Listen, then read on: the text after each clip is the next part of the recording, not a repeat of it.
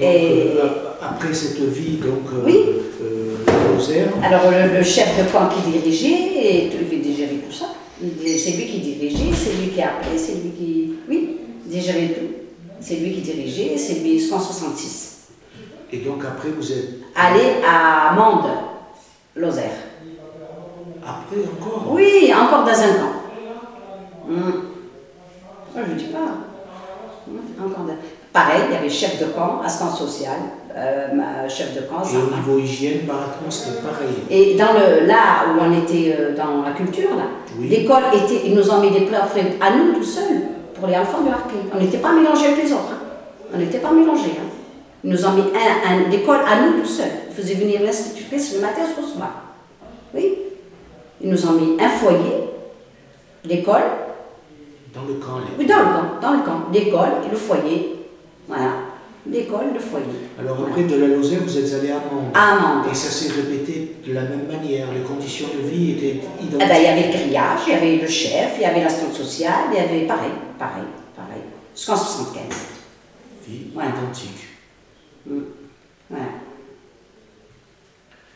Donc, voilà. Après, en 75, vous êtes arrivé à Épinal, je suppose? Je me suis mariée, voilà, ouais, à Épinal. Ouais. Avec un fils, oui, voilà. Tu es marié avec un fils de Hartley, ouais. Tu es venu vivre à Épinal. À Épinal, oui. Mais c'est gravé, hein, j'arrive pas à... C'est dur, hein. Je sais. Ton mari, ici, faisait quoi? Il travaillait dans une usine.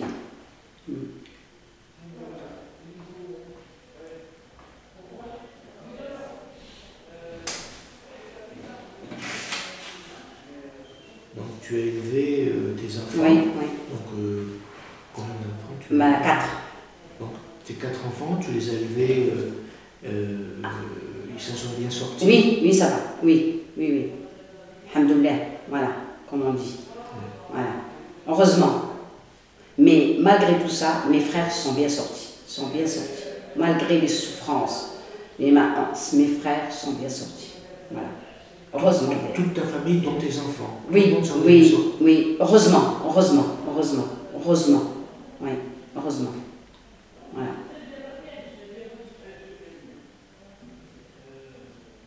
Est-ce qu'ils se sont bien intégrés ici, tes enfants et toi apparemment? Oui, ça va. Toi aussi? Oui, ça va. Voilà. Au début, c'était dur parce que c'est froid, les Vosges, c'est froid, mais après, ça va. Ouais, ça...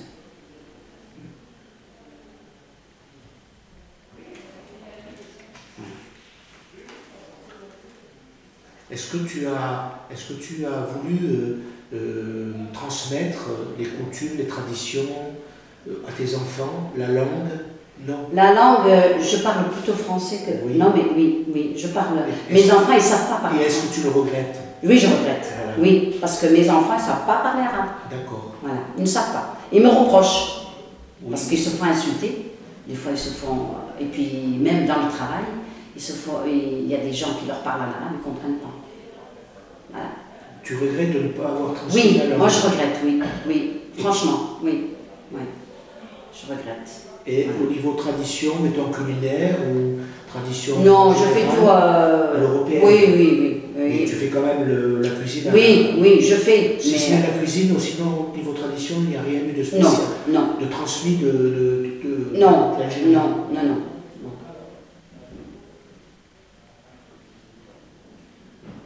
Ils sont nés là, ils sont leur vie, ils ont... Non.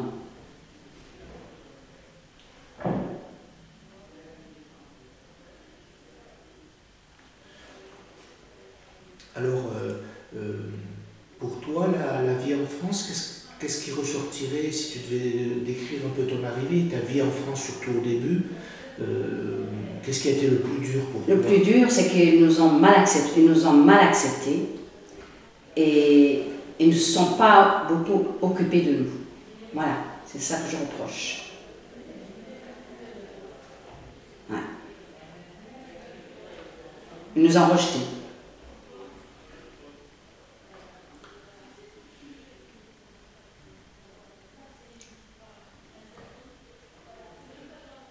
Nous avons été rejetés. Oui, oui, c'est la vérité. Ouais.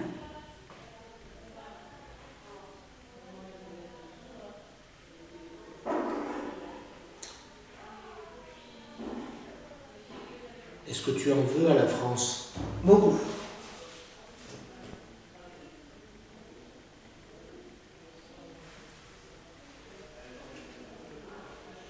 Est-ce que tu penses que vous méritiez d'être traités comme des animaux comme ça? Oui, ben non, mais... C'était bien sûr que non. Non. Mais donc, pourquoi, d'après toi, vous avez été si maltraités?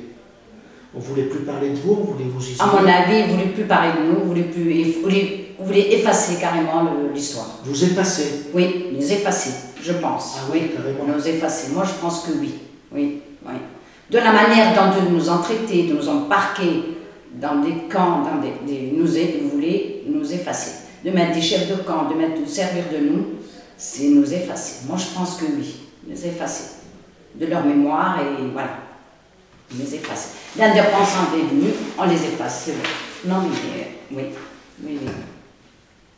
Voilà. Mon impression à moi, oui, c'est ça. Et le contact avec, en métropole, quand vous êtes arrivé, bon, pas au début parce que vous n'étiez pas au contact de métropole, oui, mais après, quand vous avez commencé, quand tu es venu à Épinal, et tu as eu ta vie de femme et de maman, est-ce que tu penses que le contact avec les Européens, en règle générale, était bon, pas bon, très bon? Ça dépend des personnes. Mitigé. Oui, c'était mitigé, ça dépendait des personnes. Voilà. Ça dépendait. Il y a qui acceptaient, il y en a qui n'acceptaient pas. Oui. Qui n'acceptaient pas que vous soyez harki? Oui. Tout simplement arabe. Arabe, ils ne savaient pas. De toute façon, ils ne savaient pas. Ils ne connaissaient pas. Voilà, c'est ça. Ils ne connaissaient pas d'où on venait, pourquoi on est là. C'est ça, pourquoi je pense que c'est ça. Ouais. Le traitement était mitigé, ça dépendait des personnes. Nous, pour eux, nous, on était arabes. Voilà. Ils ne savaient pas pourquoi on était là, pourquoi. Voilà. Je pense que c'est ça. Oui. Voilà.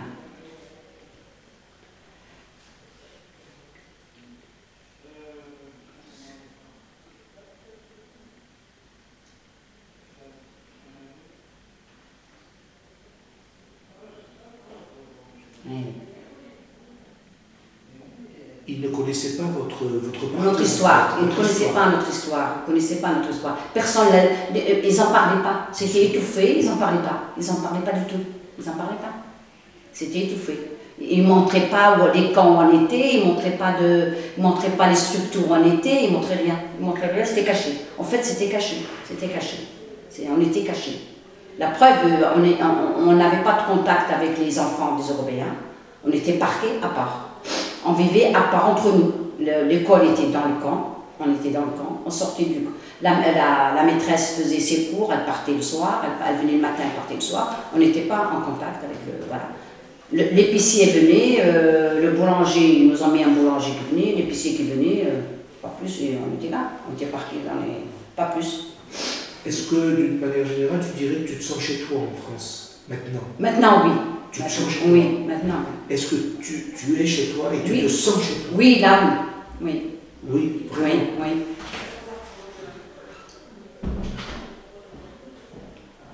Parce que là-bas, c'est pas la peine.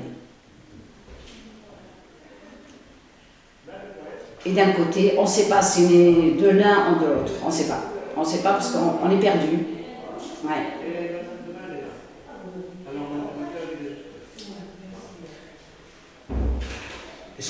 Est-ce que vous avez réussi à garder quand même le moral en règle générale dans ta vie de femme pour sortir tes enfants de la misère? Heureusement, parce qu'il faut être fort. Oui. Faut être fort. Si on n'est pas fort, c'est pas la peine. Il faut être fort. Oui. Faut être fort. Il faut avoir un corps robuste, comme on dit. Une carapace. Sinon, alors on se fait... Oui, c'est vraiment... Ouais. Une enveloppe.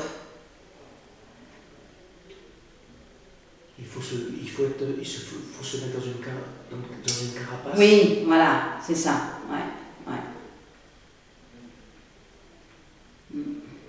Très bien.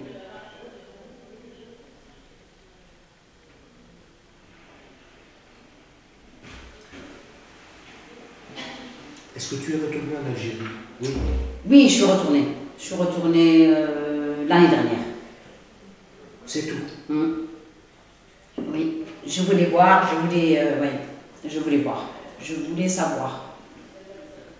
Oui.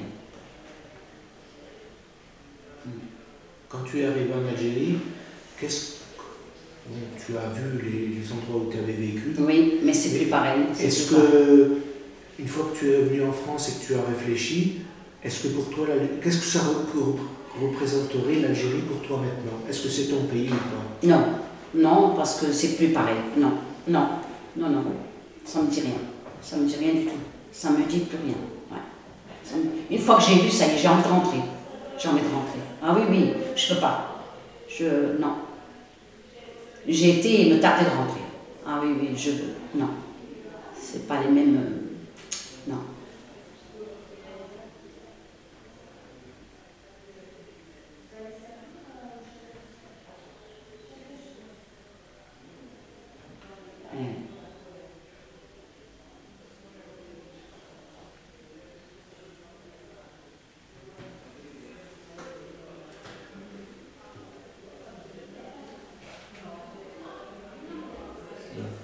Pour terminer, est-ce que tu veux me dire quelque chose de personnel ou de ce que tu ressens de toute ta vie maintenant que tu as bien élevé tes enfants, qui s'en sont sortis, toi aussi? Qu'est-ce que tu voudrais dire pour résumer? Pour résumer ta vie de fille de harki et de femme de... Je suis fière d'avoir réussi ma vie. Ouais.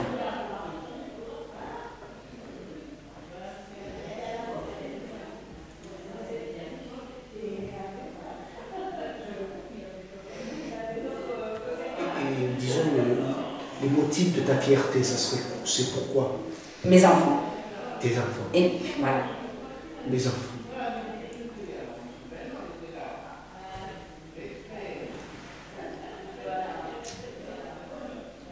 Excusez-moi.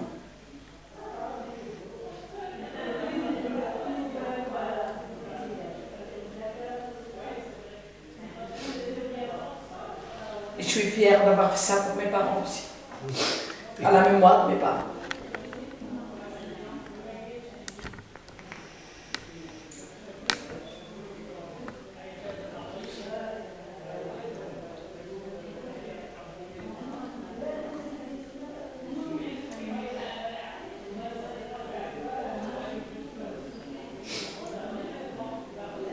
Ça me fait des souvenirs. Ma mère me l'avait déjà fait, la pub froide et tout ça, ça me remue.